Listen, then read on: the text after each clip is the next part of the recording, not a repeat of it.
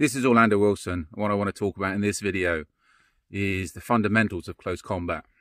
Now, you need to understand the fundamentals because this will help you not only if you're fortunate enough to be involved in the confrontation, but also in your training phases.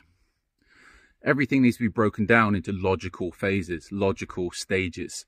This will help you if you understand the phases and the stages. If you're unfortunate enough to be in a confrontation, you can go through them methodically. You're not going to panic.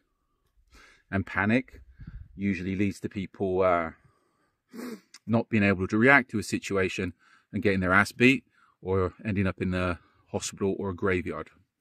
So, first of all, you need to have a predefined strategy. Have a strategy for how you're going to deal with that confrontation. Think about it. Various environments, various confrontations, armed, unarmed, etc.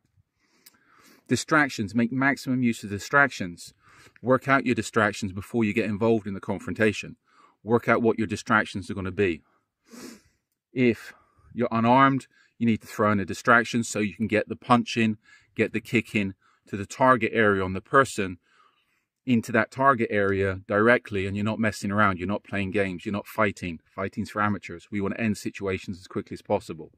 Distractions, if you're carrying a weapon, is so you can get to that weapon. If you're carrying that weapon, make sure you have access to it. Make sure you can get to it. Make sure you can deploy it. If you cannot access your weapon, there's no point in having the weapon. Finally, when the weapon's out, when you're ready to strike, if you're using a weapon, be it a knife or a gun, shoot, shoot to kill. I know people don't like that word, but shoot, shoot to kill. End the confrontation as quickly as possible. If you're using a knife, cut to a target area on the person that's going to incapacitate them as quickly as possible. If you're striking, be it punching, be it kicking, kick again to target areas on the person that's going to end that confrontation as quickly as possible. Fighting's for amateurs. You want to end the confrontation as quickly as possible and then call the police or get the hell out of the area, depending where you are, depending what you're doing. So, the fundamentals of close combat, think about it, include them in your training. Hopefully you'll never have to include them in a real life confrontation, but these days you never know. And if you're in the close protection business, you never know. The chances are you will be in confrontations at some point. So I hope this little video gives you a few things to think about. In the meantime, I've also got an array of books online on Amazon. Check them out. They're to do with various aspects of the security business.